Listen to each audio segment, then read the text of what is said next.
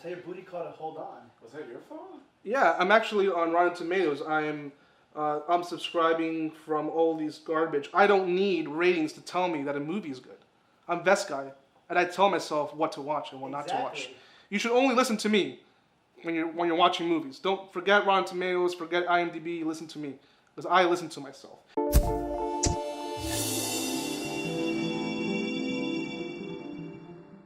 Anyway, today we're talking about the top 5 underrated movies of all time. So, IMDb and Rotten Tomatoes, they'll give you a rating for a movie and you'll be like, yeah, you know what? I don't want to pay to see that because I trust Rotten Tomatoes. I don't trust IMDb either because there's a lot of great gems out there. They may not be amazing, but they're pretty watchable and they get such hate. Such hate. I don't know why. It's all of Pauly Shore's movies. Or maybe Justice League? Nah. I mean, the worst thing I can do is wear a Justice League shirt, which I'm obviously not wearing. Number 5, we have a movie that was directed by James Glickenhaus. If you're not familiar with James Glickenhaus, no one is. I am because I'm a movie nerd. He directed a lot of like 80s and 90s like grindhouse feeling action movies. One of them was with Peter Weller called The Shakedown. Another one was called Soldier. A lot of like cheap, action movies. But this director wanted to do a movie with Jackie Chan. Jackie Chan was trying to break into the American market, and that movie is called The Protector, released in 1985. Jackie Chan was very popular in Asia, but he still hadn't broken into the American market. He tried with a movie shortly around the time that Bruce Lee passed away. Robert Klaus wanted to make a film with him, and the movie was called The Big Brawl. Good movie, but it just wasn't for Jackie Chan. It was probably for Bruce Lee. And you can tell when you watch that movie, and it's the exact same case with The Protector. You watch The Protector, and it feels like a movie that was probably written for Clint Eastwood or Tom Selleck. It just is not for him, but I really like the movie, somehow, in a curious way. Maybe it wasn't the intention of the director to make this type of movie, but I enjoy it. And basically, Jackie Chan is playing this police officer, this drug enforcer, who has to take down this big crime lord, and they're taken all the way to Hong Kong to find him, and it's pretty decently written. It has a 5.7 on IMDb, so that means it's below average, but I would put this probably at a 6.8. It has good action. Sure, there's some scenes where Jackie Chan that make you cringe where he's cursing. There's a scene where Jackie Chan is trying to stop this bad guy who has nothing in relation to the plot of the film, but he's escaping on a yacht, and he needs another yacht, so he's about to steal a yacht, and he goes up to this other guy, and the guy's like, yo, what the fuck you doing? Give me the fucking keys. Literally, Jackie Chan goes, give me the fucking keys. You wouldn't think that would come out of Jackie Chan's mouth, but it did, and that's what they asked him to do. And there's a lot of cursing from Jackie that just doesn't fit, but all the action is pretty good. It's very hard-hitting. It's not the typical Jackie Chan stunt that you see. Now, the movie ended up being re-released in an alternate cut. Jackie Chan went back and shot extra scenes for the movie. He went back to Hong Kong, and with his stunt team, they shot extra scenes, extra action scenes, and also scenes that I felt weren't not necessary, just to make the movie a little bit more PG-13 and less R. He also removed a lot of the drug content, a lot of the nudity, and this is a rare case where I actually prefer the American cut over the Hong Kong version. Jackie Chan would end up perfecting the movie with his own remake known as Police Story, which I do consider a lot superior to The Protector. Sure, Jackie Chan won't do autographs for this movie. If he sees a poster of this movie or anything related, he doesn't want to see it. But don't let that stop you from watching this movie. It's pretty enjoyable. Sure, it's cheesy in many parts, but I don't think it deserves that 5.7 rating it has on IMDb. At number 4, we have Congo, which is a movie that was released shortly after the success of Jurassic Park. They were both written by Michael Crichton, who is a famous writer who not only did he write Jurassic Park, but he also wrote Timeline, The Terminal Man, a lot of these books that ended up becoming #1 bestsellers and turned into movies and TV shows. And Congo was another one. So Paramount wanted to find their next big thing that was similar to Jurassic Park. So instead of dinosaurs, there's gorillas and chimpanzees, monkeys. So the whole story is that Amy, this gorilla who has learned how to do sign language, has to be taken back home. And we have also the character of Tim Curry, who believes that in this land where they're going to in Africa is the lost city of Singe, which might be El Dorado, where there's diamonds and gold and a whole bunch of different things. The movie, of course, is very cheesy. It was cheesy then, it's cheesy now. I think this movie could be a 6.5 5. It's actually pretty average and it's pretty enjoyable. It's really, like, if you just turn off your brain and enjoy this movie for what it is, you're gonna have a good time. Sure, the effects haven't aged too much because at the time they were working on making CGI gorillas. Good thing they didn't rely on that, instead they went with suits, but some of the suits kind of look like Party City. They look like they just put that together. It's like, come on, we're shooting now. So Congo wasn't exactly a great success. A lot of people have forgotten about this movie, but there's one scene that stands out that I don't know if this was intentional humor or unintentional. I'm gonna say that this was not intended as humor, but it's fucking hilarious. And it's a scene in which Tim Curry is sitting down with other group of members who are now in Africa and they have been stopped because they can't cross the border because it's dangerous.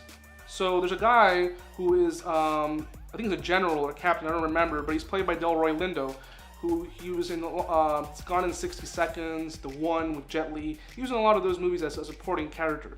And he plays this general who is offering sesame cake to everyone, and the only person who takes it is Tim Curry. And Tim Curry is eating it in a very weird, awkward way. And then Delroy Lindo's character looks at Tim Curry and he says, "Please stop eating my sesame cake." And Tim Curry goes, "Word! I said stop eating my sesame cake." And then Tim Curry's like, "What are you doing in my country? You're a big bag of shit." And everyone, all the other characters are like, "We have the money to, please. You are a big fat liar, big piece of shit." I don't know, for whatever, that scene cracks me up every single time I watch it.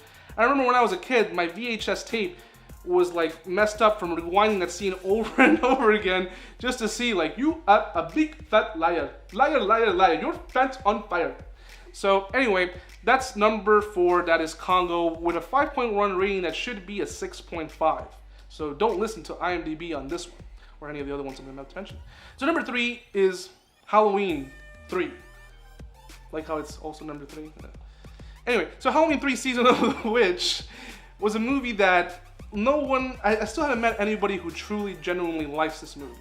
Most people feel awkward when they say that they like it. It almost feels like there's a secret society around us that when you say, "Hey, I have a secret, man, I actually like Halloween 3. Yo, whoa, hey, man. You can't say that here. You can't say that. So I always feel that way. Like, no one wants to admit that they like Halloween 3. I do. See, nothing happened. Whoa, you can't say that. You can't say that. Damn. So anyway, Halloween 3 Season of the Witch, well, I'll say Halloween Season of the Witch, was a movie that was released after the success of the first 2 Halloween movies, but John Carpenter was not interested in directing, he was only interested in producing, and he did not want to bring back the Boogeyman. He did not want to bring Michael Myers. And it made sense. The fucker was blown up at the end of part 2. Spoilers. I mean, come on, both him and Dr. Loomis died. Spoilers. So it makes no sense to do another one where he comes back. He eventually does in part 4. So, but in Halloween 3 Season of the Witch, what they end up doing is actually a pretty smart thing. But in Halloween 3 Season of the Witch, what he ended up doing was creating an anthology series.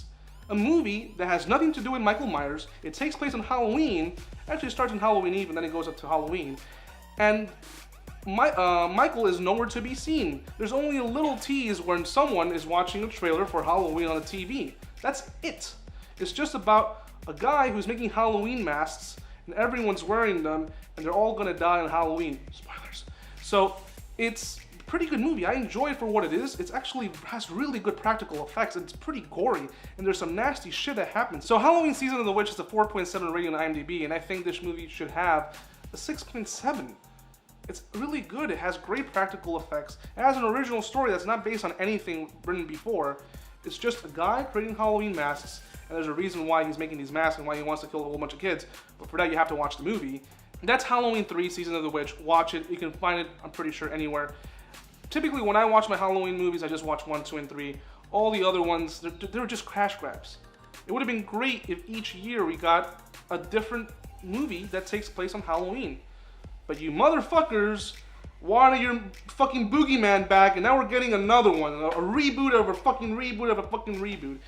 I need to get it out of my chest. Okay, I'm good now. Number 2 is classic. a masterpiece. This is like legendary cinema.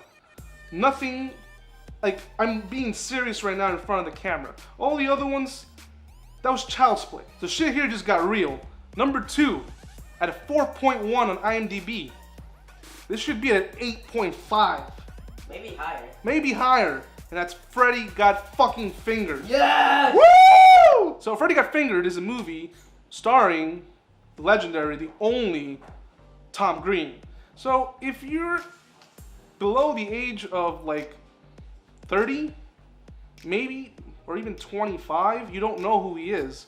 Because he had a show in the 90s and early 2000s known as the Tom Green Show.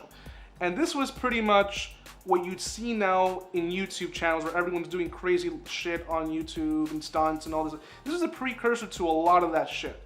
And it was original, it was fresh, it was funny, it had an interesting type of humor, and he translated all of that, he put all of that into one movie known as Freddy Got Fingered. The plot, it doesn't matter, it's just absurd, gross out, very gruesome humor. It will work for some people, it won't work for others. It works for me. I think this movie is a masterpiece simply for the fact that Tom Green himself trolled a studio. He trolled 20th Century Fox to make this movie and have complete creative control. So he said, hey, you know, I want more blood on this deer. Like it needs to be covered in blood and I'm gonna get run over by a truck. The studio was like, yeah, we'll get up on that, we'll get on that. If I was an executive, like, why? But at the time, Tom Green was a bankable guy. So they said, sure, whatever you say, this makes no sense. So he pretty much tried to make the most absurd, nonsensical movie.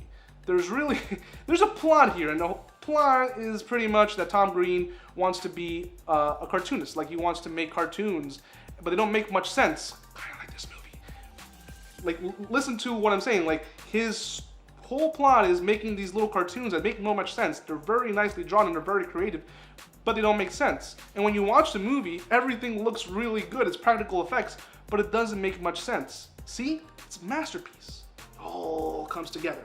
He goes to California, works in a cheeseburger factory sandwich. Doesn't go well for him. He goes up to this executive, literally goes up into a restaurant. Are you so-and-so? Are you so-and-so? Sir, I'm a woman. Did I say what your gender was? Are you so-and-so? It's like, no. So then he finds a guy, and then you tell him, look, here's my doodles, here's my doodles. That's pretty much how he interacts with people in this movie. It sounds absurd, but it's fucking hilarious. I don't care what you say.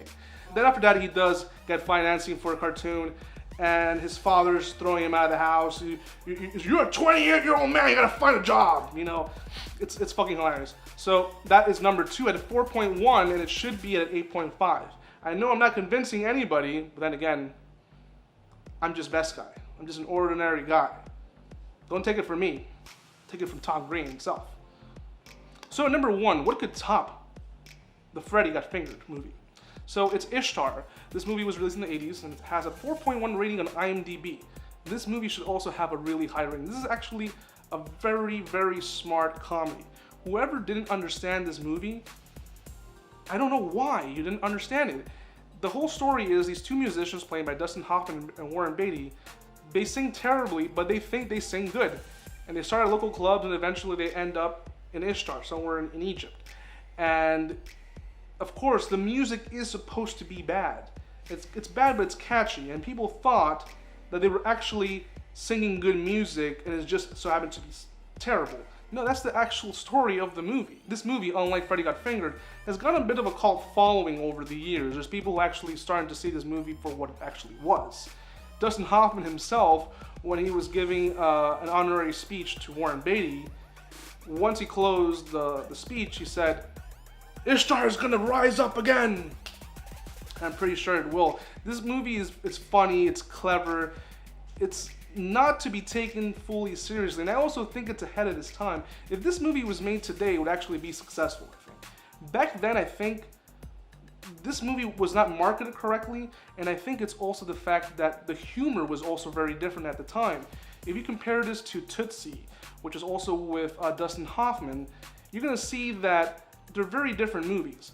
Whereas Tootsie is a more serious comedy, Ishtar is a more goofy comedy, but at the same time it's smart in its message. It literally starts in the scene where these two are writing a song and they're just making up shit as they go, and it's awful, but that's the story. These two musicians think they're good, but they're bad. So just because they're bad does not mean the movie itself is terrible. It's actually good. So those were the top 5 underrated movies that IMDb has at a low rating. So does Rotten Tomatoes. I don't know about YouTube. In YouTube, I only watch myself and Pauly Shore. So I hope you enjoyed this rant about the top 5 underrated movies of all time. Remember to subscribe, hit that bell button in order to get all the crazy stuff from dropping loads. And leave me in the comment section down below, what was your underrated movie that did not make it to this list? I'm pretty sure there's a lot of them. Make sure to leave it in the comment section down below, and until next time.